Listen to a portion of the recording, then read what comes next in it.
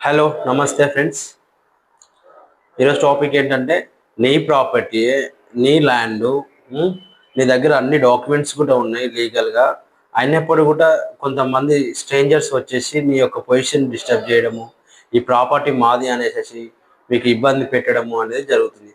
మరి అలాంటి సమయంలో ఏం చేయాలి అనేసి అంటే, అట్లాంటి సమయంలో మనం కోర్టులో పర్పెచువల్ ఇంజెక్షన్ సూట్ ఫైల్ చేయాల్సి ఉంటుంది.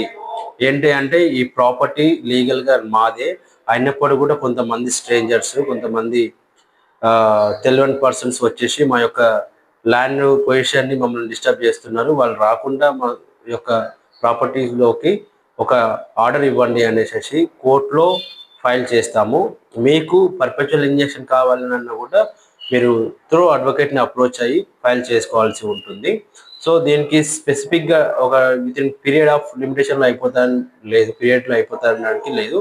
సో ఏదైనా ప్రాక్టికల్గానే ఆలోచించాలి. కోర్టుకు ఒకసారి వెళ్ళిన తర్వాత సో ఫర్దర్గా చాలా ప్రాసెస్ ఉంటుంది. So everything step by step చేసుకోవాల్సి ఉంటుంది. అంతేగాని మీకు ఇమ్మీడియట్లీ రిలీఫ్ అనేది దొరకడం ఉండదు. సో మీరు ప్రాక్టికల్గా ఆలోచించేసి మీకు అట్లాంటి సమస్య ఉంటే మీ యొక్క అడ్వకేట్ని అప్రోచ్ చేసేసి కేసు ఫైల్ చేసుకోవచ్చు. Thank you friends.